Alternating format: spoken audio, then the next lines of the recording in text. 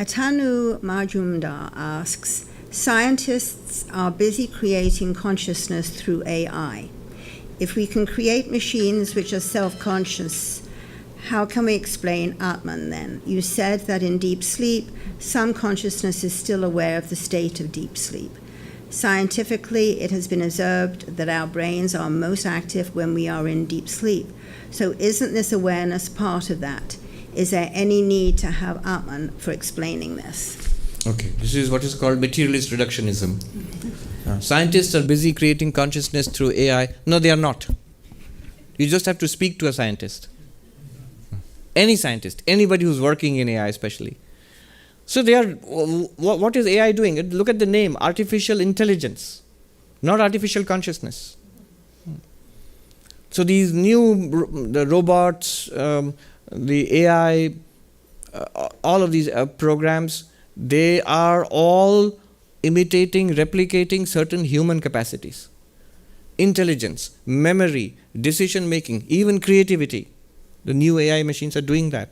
I was just mentioning it. I asked ChatGPT to write me a poem on Swami Vivekananda. It did that. And a very nice poem. And then I said, write me another poem on Swami Vivekananda. It did that also. It took less than 3 or 4 seconds. And if I did that to ChatGPT all day long, it would keep on writing poems by the dozens and hundreds all day long, all different poems and all pretty good. If you ask me to write a poem on Vivekananda, I could. But it would be maybe difficult for me to write one and I would take time over it. And if you asked me to keep writing poems every minute, I couldn't. None of us could. So AI can do those things. It can do just about everything they're capable of doing except one thing, which is consciousness. If you say, are you stipulating this? Are you saying that it is these things are not conscious? I always say that let's not get into this debate at all. It's not worthwhile. Ask the experts. Ask the people who are doing this programming. All of them will say, yes, we are making a claim that AI is intelligent, AI has memory, creativity, decision-making power. None of us are claiming that AI is conscious. By conscious, I mean, you have to understand what is meant by consciousness. Consciousness simply means the feeling of life itself, the capability of experiencing. I give the example of, in San Francisco, you have these, what do you call them, self-driving cars. Google self-driving cars. It's very strange seeing one of them pull up next to you. No passenger, no driver, nothing. And driving merrily along and better than you. Now, but tell me one thing which is not there, you see, when you are driving the car, you have the sense of sound and, sight and continuous feeling of taking decisions, sometimes anxiety, especially in San Francisco, you will have very steep ups and downs in the... So, the same activities are being performed by the AI in that car, but that AI has no feeling inside. It's not actually seeing. It has the behavior of seeing, but inside there is no feeling of seeing or hearing anything, or feeling anxious, or taking any decisions. That feeling is not there. That first person experience is not there.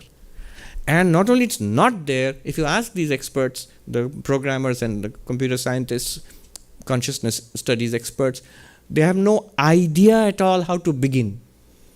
How to make a system intelligent, they have very good ideas and they are beginning to succeed. How to make it creative, they know how to do that and they are beginning to succeed. How to make it conscious, how to make it feel, no idea.